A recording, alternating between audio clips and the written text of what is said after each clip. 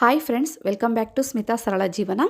Friends, ನಾನಿವತ್ತು ವರಮಹಾಲಕ್ಷ್ಮಿ ಹಬ್ಬಕ್ಕೆ ತುಂಬಾ ಶ್ರೇಷ್ಠವಾಗಿರುವಂತಹ ಗೋಧಿ ನುಚ್ಚಿನ ಪಾಯಸವನ್ನು ಸುಲಭವಾಗಿ ಹಾಗೆ ಕಡಿಮೆ ಸಮಯದಲ್ಲಿ ತುಂಬ ಬೇಗನೆ ಹೇಗೆ ಮಾಡ್ಕೊಳ್ಬಹುದು ಅನ್ನೋದನ್ನು ಈ ಒಂದು ವಿಧಾನದಲ್ಲಿ ನಾನು ಗೋಧಿ ನುಚ್ಚಿನ ಪಾಯಸವನ್ನು ತೋರಿಸ್ತಾ ಇದ್ದೀನಿ. ಸೊ ಬನ್ನಿ, ಈಗ ಗೋಧಿ ನುಚ್ಚಿನ ಪಾಯಸವನ್ನು ಕ್ವಿಕ್ಕಾಗಿ ಹೇಗೆ ಮಾಡೋದು ಅನ್ನೋದನ್ನು ತೋರಿಸ್ತೀನಿ. ಅದಕ್ಕಿಂತ ಮುಂಚೆ ಇನ್ನೂ ಯಾರೆಲ್ಲ ನನ್ನ ಚಾನಲ್ನ ಸಬ್ಸ್ಕ್ರೈಬ್ ಮಾಡ್ಕೊಂಡಿಲ್ಲ, ಪ್ಲೀಸ್ ನನ್ನ ಚಾನಲ್ನ ಸಬ್ಸ್ಕ್ರೈಬ್ ಮಾಡ್ಕೊಳ್ಳಿ. ಹಾಗೆ ಅಲ್ಲೇ ಇರುವಂತಹ ಬೆಲ್ ಬಟನ್ನ ನೀವು ಕ್ಲಿಕ್ ಮಾಡಿಕೊಂಡ್ರೆ ನಾನು ಹಾಕೋ ವೀಡಿಯೋಸ್ ನೋಟಿಫಿಕೇಷನ್ಸ್ ಎಲ್ಲ ಬರುತ್ತೆ. ಸೊ ಬನ್ನಿ ಫ್ರೆಂಡ್ಸ್, ಈಗ ಈ ಒಂದು ವಿಡಿಯೋನ ನೋಡ್ಕೊಂಡು ಬರೋಣ.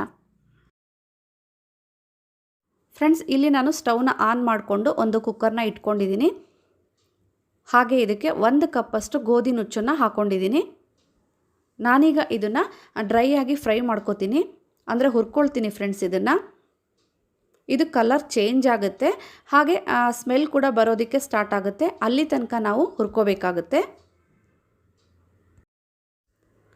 ನೋಡಿ, ಇಲ್ಲಿ ಫ್ರೈ ಆಗಿದೆ, ಇಷ್ಟಾದರೆ ಸಾಕಾಗುತ್ತೆ. ಸೊ ಈಗ ಇದು ಕೂಲಾದ ನಂತರ ನಾನು 1-2 ಸರಿ ನೀರು ಹಾಕಿ ಚೆನ್ನಾಗಿ ವಾಶ್ ಮಾಡ್ಕೋತೀನಿ.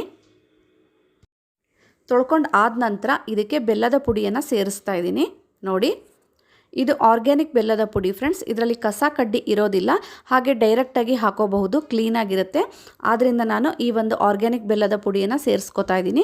ನೀವೇನಾದರೂ ಅಚ್ಚು ಬೆಲ್ಲ ಅಥವಾ ಉಂಡೆ ಬೆಲ್ಲನ ಹಾಕ್ಕೊಳ್ಳೋದಾದರೆ ಆ ಒಂದು ಬೆಲ್ಲವನ್ನು ಪುಡಿ ಮಾಡಿ ಸ್ವಲ್ಪ ನೀರು ಹಾಕಿ ಕರಗಿಸ್ಕೊಂಡು ಆನಂತರ ಅದನ್ನು ಫಿಲ್ಟರ್ ಮಾಡಿಕೊಂಡು ನೀವು ಸೇರಿಸ್ಕೋಬೇಕಾಗತ್ತೆ.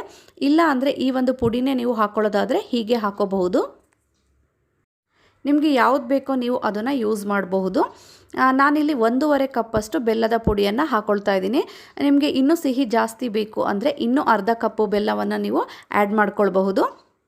ನೋಡಿ, ಈಗ ನಾನು ಇದಕ್ಕೆ ನೀರನ್ನು ಹಾಕೋತಾ ಇದ್ದೀನಿ.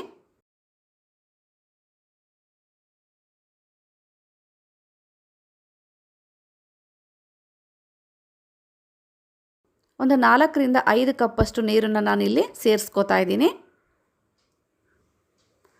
ನೀರು ಹಾಕ್ಕೊಂಡು ಚೆನ್ನಾಗಿ ಒಂದ್ಸರಿ ಮಿಕ್ಸ್ ಮಾಡ್ಕೋತಾ ಇದ್ದೀನಿ.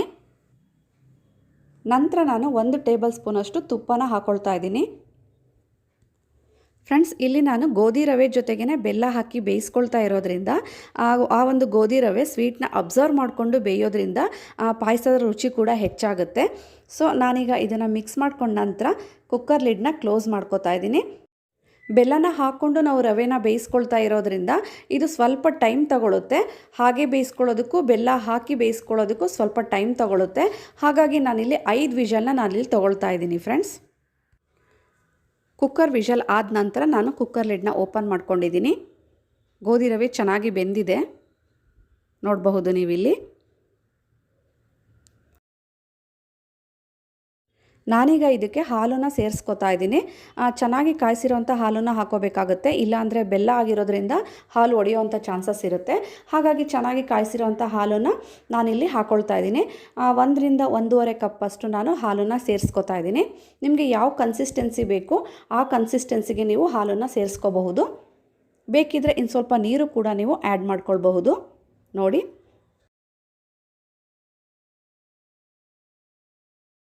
ಹಾಗೆ ಟೇಸ್ಟ್ಗೋಸ್ಕರ ಒಂಚೂರು ಉಪ್ಪನ್ನು ಕೂಡ ನಾನು ಸೇರಿಸ್ಕೊಂಡಿದ್ದೀನಿ. ಹಾಲು ಹಾಕ್ಕೊಂಡ ನಂತರ ನಾನೀಗ ಇದನ್ನು ಕುದಿಲಿಕ್ಕೆ ಬಿಡ್ತಾ ಇದ್ದೀನಿ. ಚೆನ್ನಾಗಿ ಕುದಿಬೇಕಾಗುತ್ತೆ ಇದು. ಇಲ್ಲಿ ಹಾಲು ಬದಲು ನೀವು ತೆಂಗಿನಕಾಯಿ ಹಾಲು ಕೂಡ ಯೂಸ್ ಮಾಡಬಹುದು. ಇಲ್ಲದಿದ್ದರೆ ತೆಂಗಿನಕಾಯಿನ ಗ್ರೈಂಡ್ ಮಾಡಿಕೊಂಡು ನೀರು ಹಾಕಿ ಗ್ರೈಂಡ್ ಮಾಡಿಕೊಂಡು ಆ ಒಂದು ಪೇಸ್ಟ್ನ ಕೂಡ ಹಾಕಿ ನೀವು ಕುದಿಸ್ಕೋಬಹುದು. ಇಲ್ಲ ಯಾವುದೂ ಬೇಡ ಅಂದರೆ ಇನ್ನು ಸ್ವಲ್ಪ ನೀರು ಹಾಕಿ ಕೂಡ ನೀವು ಕುದಿಸ್ಕೋಬಹುದು. ಯಾವ್ದು ಮಾಡಿದರೂ ಕೂಡ ಚೆನ್ನಾಗಿರುತ್ತೆ ಫ್ರೆಂಡ್ಸ್. ನಿಮಗೆ ಯಾವ್ದು ಬೇಕೋ ಅದನ್ನು ನೀವು ಹಾಕ್ಕೊಂಡು ಮಾಡ್ಕೋಬಹುದು. ಚೆನ್ನಾಗಿ ಕುದ್ದಿದೆ. ಈಗ ನಾನು ಸ್ವಲ್ಪ ಏಲಕ್ಕಿ ಪುಡಿನ ಹಾಕ್ಕೊಳ್ತಾ ಇದ್ದೀನಿ.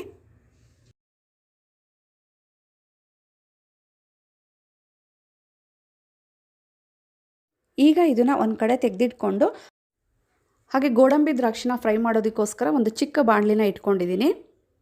ಆನಂತರ 1 ಟೇಬಲ್ ಸ್ಪೂನಷ್ಟು ತುಪ್ಪನ ಹಾಕ್ಕೊಂಡಿದ್ದೀನಿ. ನಿಮಗೆ ಎಷ್ಟು ತುಪ್ಪ ಬೇಕೋ ಅಷ್ಟನ್ನು ನೀವು ಸೇರಿಸ್ಕೋಬಹುದು. ಸೊ ತುಪ್ಪ ಬಿಸಿಯಾದ ನಂತರ ನಾನಿಲ್ಲಿ ಗೋಡಂಬಿನ ಹಾಕ್ಕೊಳ್ತಾ ಇದ್ದೀನಿ. ಗೋಡಂಬಿ ಫ್ರೈ ಆದಮೇಲೆ 1 ಲವಂಗ ಕೂಡ ಹಾಕ್ಕೊಂಡಿದ್ದೀನಿ. ಸೊ ಇದು ಫ್ಲೇವರ್ಗೋಸ್ಕರ. ಆನಂತರ ದ್ರಾಕ್ಷಿ ಕೂಡ ಹಾಕ್ಕೊಂಡು ಫ್ರೈ ಮಾಡ್ಕೊಳ್ತಾ ಇದ್ದೀನಿ. ಸೊ ಇದಾಗಿದೆ ಫ್ರೆಂಡ್ಸ್. ನಾನೀಗ ಸ್ಟವ್ನ ಆಫ್ ಮಾಡಿಕೊಂಡು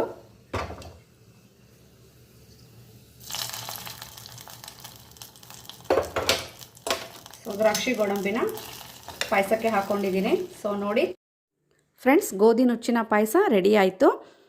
ನಾನು ಈ ಒಂದು ಕನ್ಸಿಸ್ಟೆನ್ಸಿನಲ್ಲಿ ಮಾಡ್ಕೊಂಡಿದ್ದೀನಿ.